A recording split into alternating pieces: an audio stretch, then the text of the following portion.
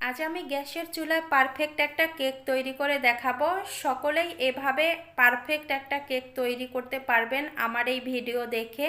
আমি আজকে চায়ের কাপে মেপে কেকটা তৈরি করেছি নতুনদের জন্য। একেবারে পারফেক্ট একটা কেক, ছোট থেকে বড় সকলেই এভাবে কেকটা তৈরি করে নিতে পারবেন। কিছু টিপস ফলো করলেই আপনিও এরকম পারফেক্ট একটা কেক বানিয়ে সবাইকে খাওয়াতে পারেন। নমস্কার, সবাইকে স্বাগত জানাচ্ছি নতুন আরও একটি রেসিপি দেখার জন্য।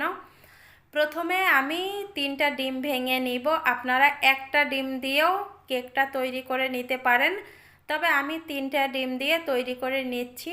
ডিম 3টা ভেঙে নেওয়ার পরে এখানে 1 কাপ চিনি নিয়েছি।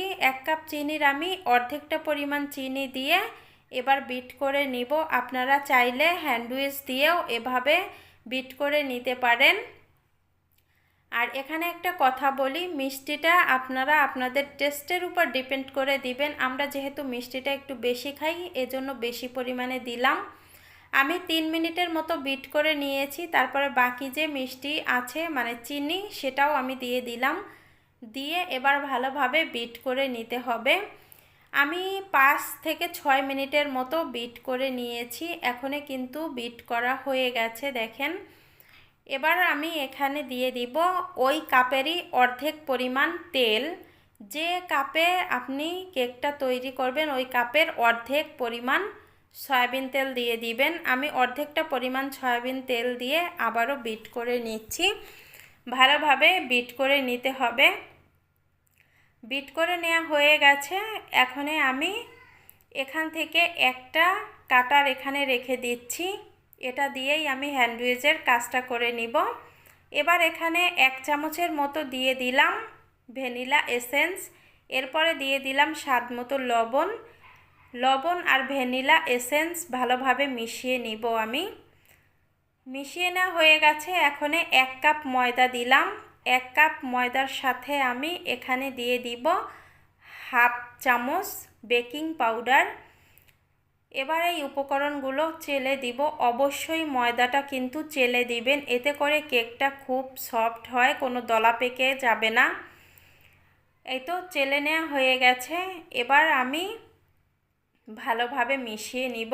আর এখানে একটা কথা বলি, এই যে ময়দাটা, এই ময়দাটা কিন্তু আলতো হাতে মিশিয়ে নেবেন, বেশি জোর দিয়ে মেশাতে যাবেন না। আলতোভাবে মেশালেই কেকটা সফট হয় এবং সুন্দরও হয়। আজকে গুঁড়ো দুধ দিয়ে আমি কেকটা তৈরি করব, এজন্য 1 প্যাকেট গুঁড়া দুধ আমি দিয়ে এটাও চেলে নিলাম। এখন গুঁড়া দুধটাও আমি ভালোভাবে মিশিয়ে নিব। আপনারা এখানে লিকুইড দুধও দিতে পারেন। ভালোভাবে মিশিয়ে নেওয়া হয়ে গেছে। এবার আমি যে পাত্রে কেকটা তৈরি করব এই পাত্রের মধ্যে তেল ব্রাশ করে নিয়েছি আর একটা সাদা কাগজ আমি কেটে নিয়েছি। এটা একবার মাঝখানে দিয়ে দিলাম। মাঝখানে দিয়ে আমি সমান করে নিয়েছি। এখন ব্যাটারটা উপর থেকে ঢেলে নিতে হবে, এতে করে কোনো বাবলস থাকলে বের হয়ে যাবে। তারপরে এরকম একটু ঝাঁকি দিবেন। এবার চুলায় চলে যাব। আমি এই যে একটা পাতিলের মধ্যে কাগজ দিয়ে তার উপরে একটা স্ট্যান্ড বসিয়ে আমি কেকটা বসিয়ে দিলাম। একটা ঢাকনা দিয়ে আমি 30 থেকে 40 মিনিট জাল করে নিব। এভাবে সিলভারের পাত্রে যদি কেকটা তৈরি করেন নিচে কাগজ দিয়ে, তাহলে এরকম কিন্তু কালারটা খুব সুন্দর আসবে, ওভেনের মতো। আমি 40 মিনিট পরে কেকটা বের করে নিয়েছি। দেখেন যেমন ফুলকো হয়েছে তেমনই সফট হয়েছে আর কালারটা জাস্ট অসাধারণ হয়েছে। এবার কেকটা আমি বের করে দেখাচ্ছি। দেখেন নিচের পাশটা কিন্তু একটুও একেবারে পুড়ে যায়নি, এত সুন্দর হয়েছে। এই কেকটা একটু চেপে চেপে দেখাচ্ছি, দেখেন কতটা পারফেক্ট হয়েছে। আপনারা কিন্তু এভাবে বাসায় ট্রাই করে দেখতে পারেন। আপনারা প্রথমে একটা ডিম দিয়ে ট্রাই করে দেখবেন যে কেকটা আপনাদের হয় কি না, তারপরে বেশি ডিম দিয়ে তৈরি করে নেবেন। আমি একটু কেটে আপনাদের সাথে শেয়ার করছি, দেখেন কতটা সফট হয়েছে আর ফুসফুসে হয়েছে।